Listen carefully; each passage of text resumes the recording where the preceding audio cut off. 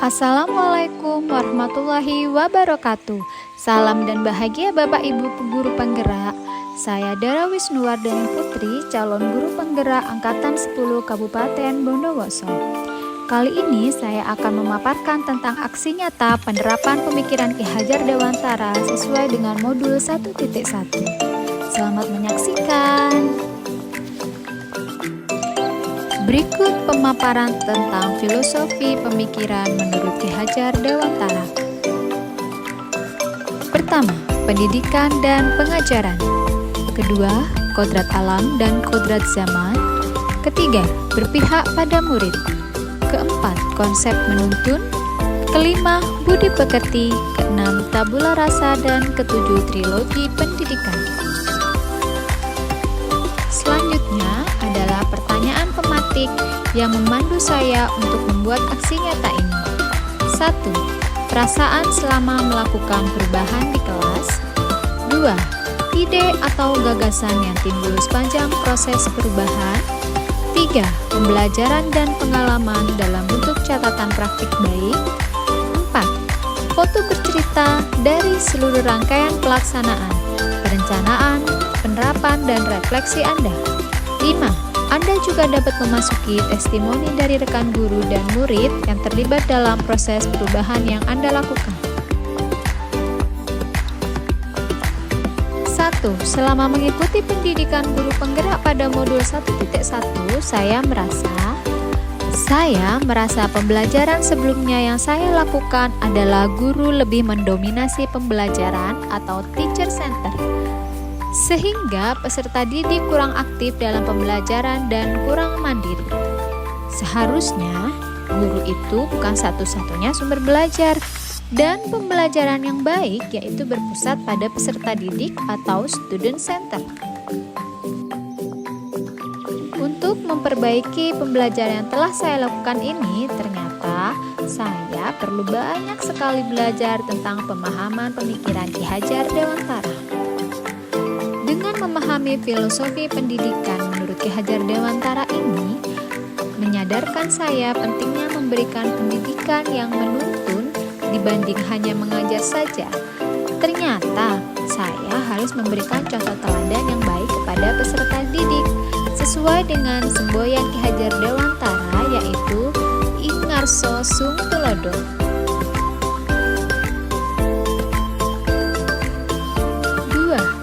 Ide atau gagasan yang timbul sepanjang proses perubahan. Pertama, saya akan mengubah metode pembelajaran yang tadinya berpusat pada guru kini menjadi pembelajaran yang berpusat pada peserta didik, sehingga mereka akan merasakan senang dan tidak bosan. Kedua, saya akan mengubah pola pikir dari pembelajaran yang menuntut kini menjadi menuntun. Ketiga, dapat memahami keberagaman peserta didik. 4. Mengubah metode yang lebih bervariatif dan kreatif dan menyenangkan sehingga pembelajaran lebih sesuai dengan karakteristik peserta didik. 5. Kegiatan pembelajaran harus diselaraskan antara aspek kognitif, afektif, dan psikomotornya. Pembelajaran dan pengalaman dalam bentuk praktik baik dapat melaksanakan pembelajaran yang berpusat pada murid. Selain itu, dapat menuntun anak agar memiliki karakter yang baik melalui pembiasaan positif setiap harinya.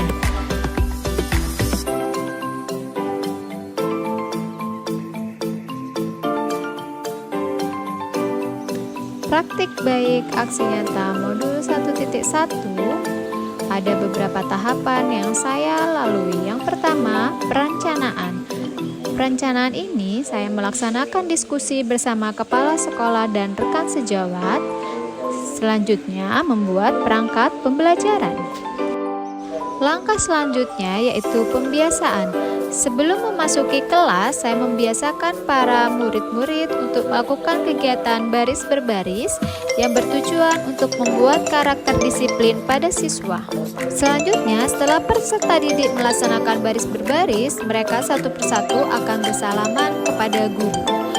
Tujuannya yaitu untuk mempengaruhi dan memberikan manfaat yang positif terhadap peserta didik.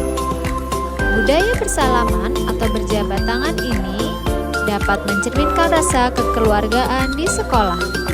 Langkah selanjutnya yaitu pelaksanaan.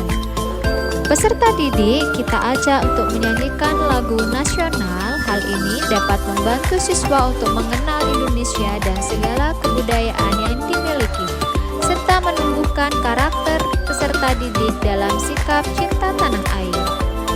Setelah bersama-sama kita menyanyikan lagu nasional, kita melanjutkan ice breaking atau melakukan games yang bermanfaat untuk menghilangkan rasa kebosanan dan keletihan pada peserta didik, serta dapat meningkatkan konsentrasi untuk melanjutkan ke aktivitas selanjutnya.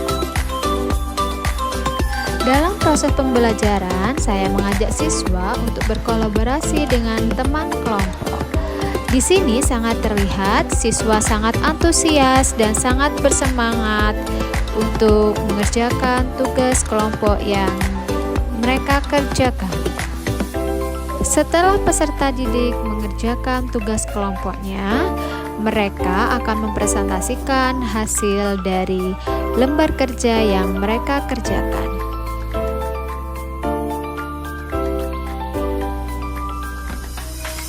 Kemudian, peserta didik mengerjakan tugas atau latihan mandirinya.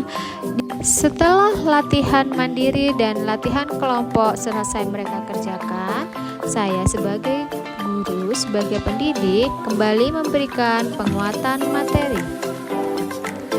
Setelah melaksanakan penguatan materi kepada peserta didik, saya mengajak siswa-siswi saya untuk melaksanakan refleksi sebagai penutup pada pembelajaran. Setelah kegiatan refleksi selesai, kita akan menutup pembelajaran dengan doa serta memberikan games atau permainan sebagai tiket pulang. Setelah melaksanakan perencanaan, pembiasaan serta pelaksanaan serta refleksi, saya menemukan tantangan serta solusinya tentang peserta didik yang saya lihat pada pembelajaran ini. Yang pertama yaitu masih ada murid yang tidak mau bekerja sama dengan kelompoknya.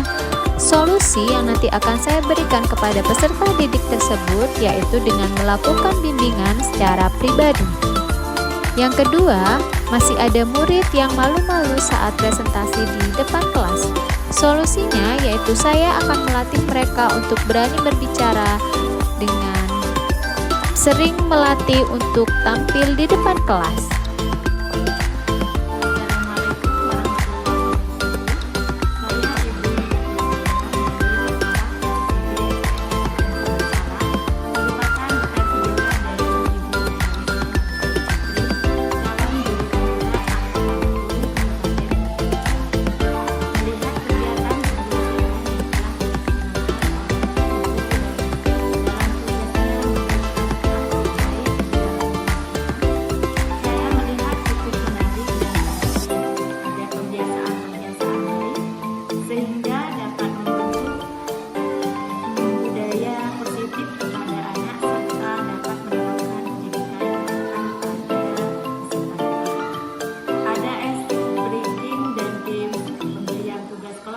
Dan latihan mandirinya, pemberian penguatan materi serta pelaksanaan refleksi di akhir pembelajaran. Kegiatan-kegiatan yang dipersiapkan oleh ibu daerah tersebut telah berorientasi kepada murid, serta dapat menciptakan kelas yang menyenangkan dan aktif. Saya selalu Assalamualaikum warahmatullahi wabarakatuh.